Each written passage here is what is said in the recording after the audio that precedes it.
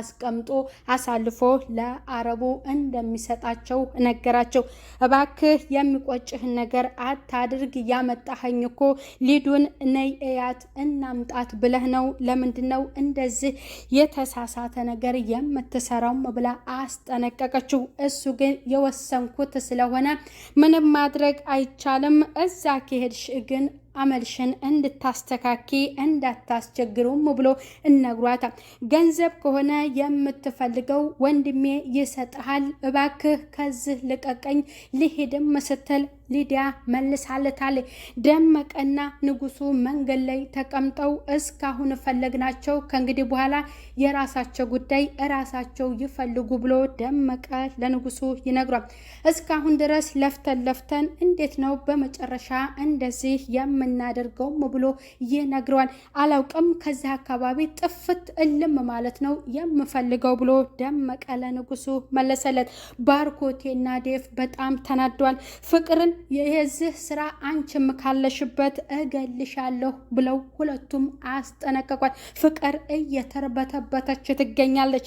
ሰላም ጤና ይስጥልኝ ውድ የተከበራችሁ የዚህ ዩቲዩብ ቻናል ተከታይ የሆናችሁ ቤተሰብ በሙሉ በያላችሁበት ሰላማችሁ ብዝት ትርፍርፍ ይበል። ሰራተኛዋ አደይ ክፍል 50 በዛሬው ክፍል ላይ እንግዲህ ቢሎ ይዞ ትንፍሽ ብቲ እገልሻለሁ ብሏት ምንም ነገር እንዳትናገር እያስጠነቀቃት ነበር። ከኋላ ደመቀና ንጉሱ እሱን እየተከተሉት ነበር። እሱም እየተገለማመጠ በጣም ፈርቶ ነበር። ደመቀና ንጉሱ የታባቱ ወሰዳት፣ ይኸው ተከትለን ፈለግ ነው የት አድርጓት ይሆን እያለ ደመቀ በጣም ይናደዳል። እስካሁን ፈልገናል፣ ከእንግዲህ በኋላ ራሳቸው ፈልገው ይድረሱበት፣ እኛ ፈለግንም አልፈለግንም እኛን ከመጠርጠር ወደ ኋላ አይሉም ብሎ ደመቀ ለንጉሱ ሲነግረው ቢጠረጥሩንም ይጠርጥሩን፣ ካሁን በፊት ሁለቱን ያገት ነው እኛ ስለሆንን ነው ብሎ ለደመቀ ይመልስለታል። አንተ ምንድነው የምታሽቃብጠው? ያፈቀርከው አደይ ነው ወይስ ሊዲያን ነው ብሎ ይነግሯል።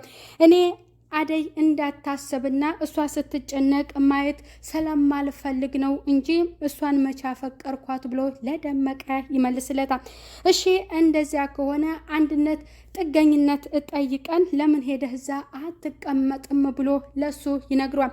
ወይም ፍቅርን ጠይቄ ልዳር ሆይ ብሎ ለንጉሱ ሲመልስለት ያልተያዘ ግልግል ያውቃል፣ አንተ ትቀልዳለህ፣ እንዴት አድርጌ ነው አደይን የምረሳት ብሎ ለሱ ይመልስለታል።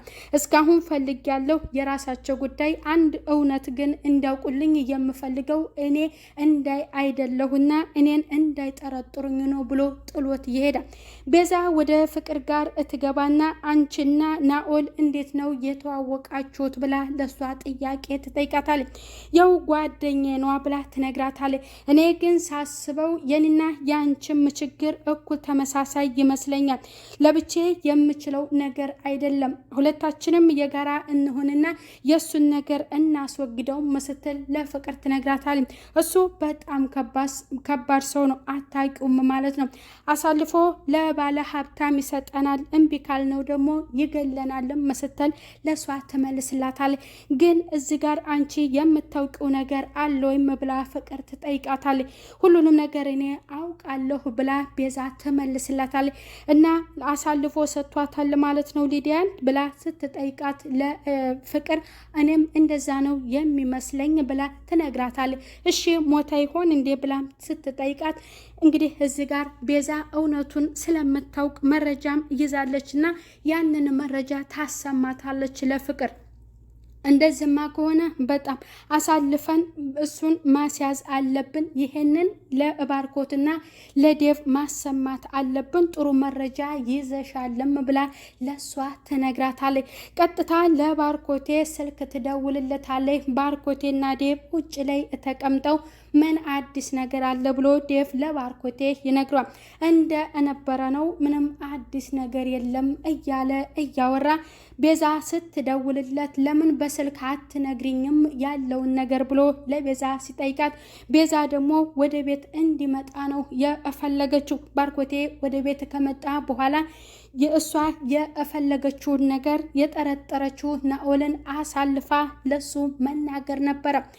ግን እህትህ ናት እንደሚከፋ አውቃለሁ። የፍቅር እጅ እዚህ ውስጥ ካለበት እኔ አልቷትም አሳልፌ ነው የምሰጣት ብሎ ለባርኮት ይነግሯል።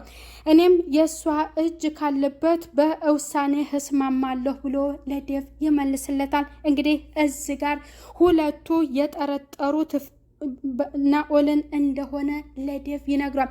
እንዴት እሱን ሊጠረጥሩት ቻሉ ብሎም ዴቭ ይናገራል። ቀጥታ ወደ ቤት ይመጣል። ሊዲያ እየለመነችው ትገኛለች። የምትፈልገውን ያክልም ገንዘብ ከሆነ የምትፈልገው ዴቭ ይሰጥሃል፣ እባክህ በእናትህ ይዣለው ልቀቀኝ ከዚህ ቤት እያለች በጣም ስትለምነው እሱ ለምን እንዳገታት ከመጀመሪያው እስከ መጨረሻው ያስረዳታል። እናቱ ታማበት ለእናቱ የሕክምና ወጪ ለመሸፈን ስትል የሱ ፍቅረኛ ከአረብ ጋር እንደጀመረች ይህንን ሁሉ ለእሷ ያስረዳታል።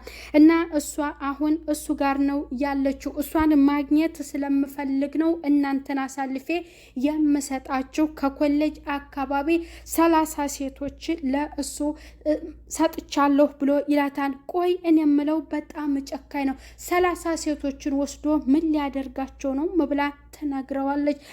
አይ እሱ ደላላ ነው፣ ለሌላ ሊያከፋፍላቸው ነው ብሎ ይመልስላታል ማለት ነው። በእናትህ እና ታዲያኔ እንደዚህ ለምን ታደርጋለህ?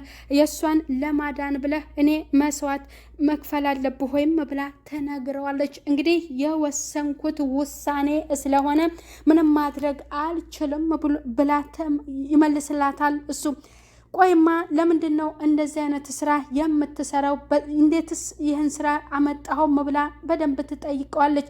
ያቺ የእሱ ፍቅረኛውን ለምን እንደዚህ አይነት ስራ ትሰሪያለሽ ብሎ እዛ ኮሌጅ አካባቢ ሁልጊዜ ሲመታትና ሲደበድባት ፍቅር ቀርጸው ፍቅርን እዛ ቤት ከመጣ በኋላ የእሱ አመል የተቀየረበት ፍቅርም ተናግራለችና ያንን መረጃ እሷ ስለያዘችበት ነው በዚህ ቦታ ላይ መያዝ የፈለኩት ፍቅር ነበር፣ ግን አንቺ ደግሞ በውሳኔ ቶሎ ተስማማሽ ብሎ ለሷ ይነግራታል።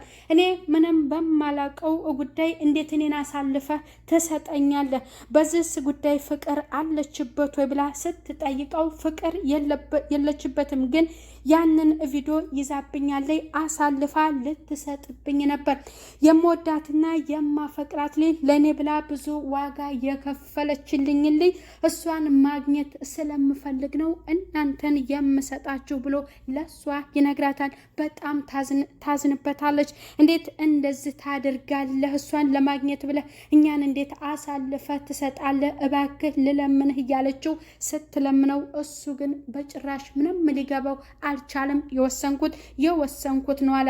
ባርኮት እና ዴቭ ወደ ቤት ከመጡ በኋላ የጠየቋቸው ጥያቄ ቤቱ ጭር ብሏል፣ ምንም የለም ብሏል። ከዛ በፊት ቤት እየጠረገች የአደይ ያ ጦልጧላ የሆነ ልጅ ወደ ሳሎን ሲሄድ እሷን ያገኛታል።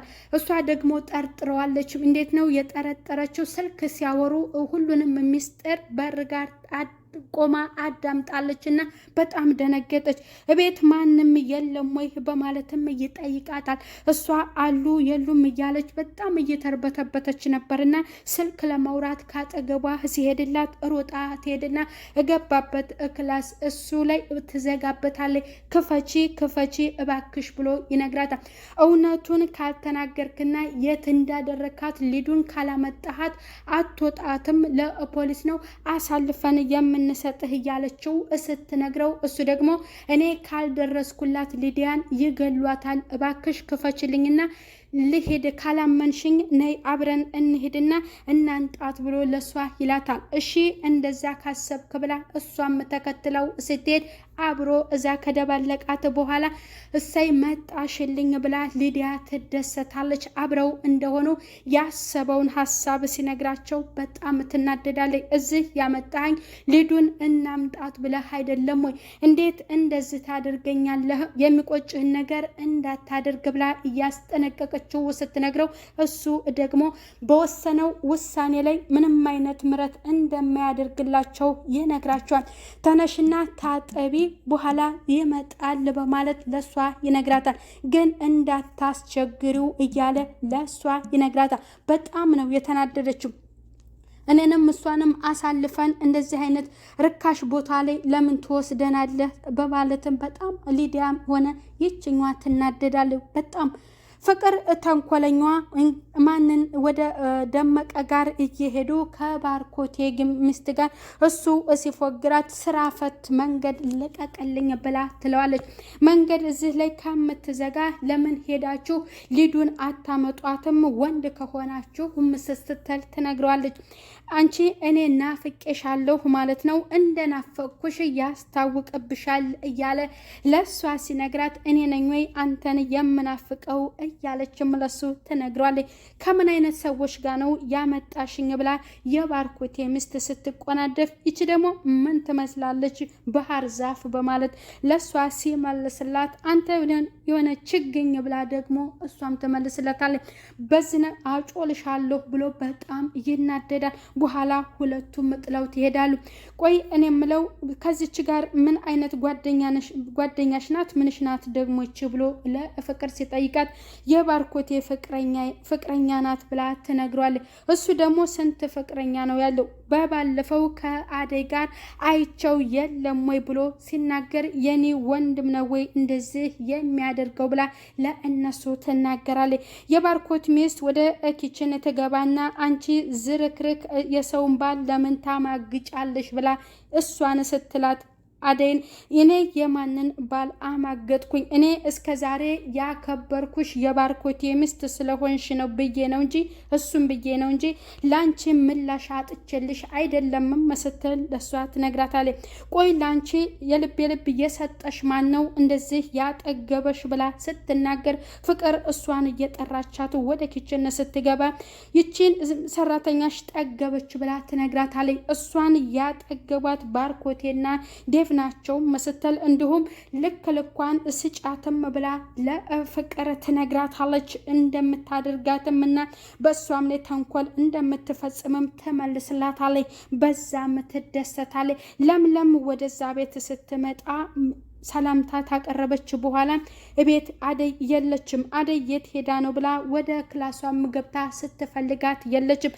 ፍቅር ስትጠየቅ እኔ የራሳችሁ ጉዳይ ምንም የሚያገባኝ ነገር የለም አላየኋትም፣ ክላሷ ተጋድማ ይሆናል ሂጂና ፈልጊያት ብላ ለለምለም ትመልስላታለች። ባርኮት የሚጠይቃታል፣ የምትመልሰው መልስ የላትም። ዴቭም ይናደዳል። እሺ ደግሞ የት ሄደ?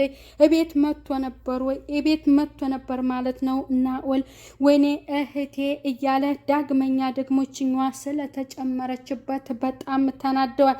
በመጨረሻ ተነሽና ታጠቢ ልብስሽን ቀይሪ ብሎ የሷን ልብስ ይወረውርባታል ወደ አደይ ላይ። እንደማትሄድ ታስጠነቅቋለች። እዛ ሄደሽ ግን እንዳታስቸግሪ አመልሽን አስተካክሊም ብሎ ለሷ ይነግራታል።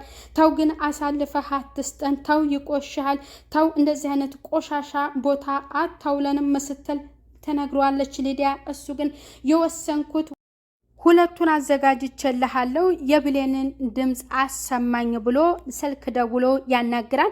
ሁለቱም እዚህ ጋር በጣም ተናደዋል። ምክንያቱም እንዴት እንደዚህ አይነት ቦታ ላይ ትወስደናለህ? ያመጣኸኝም እንደዚህ ብለኸኝ አይደለም፣ ምን አይነት ልጅ ነህ እያለችው በጣም እየሰደበችው ነው። ሁለቱም በጣም ተናደዋል። እንግዲህ በቀጣዩ ክፍል ምን እንደሚገጥማቸው የምናይ ይሆናል። ቤተሰብ ያላችሁበት ሰላም ቆዩልኝ። ባይ ባይ።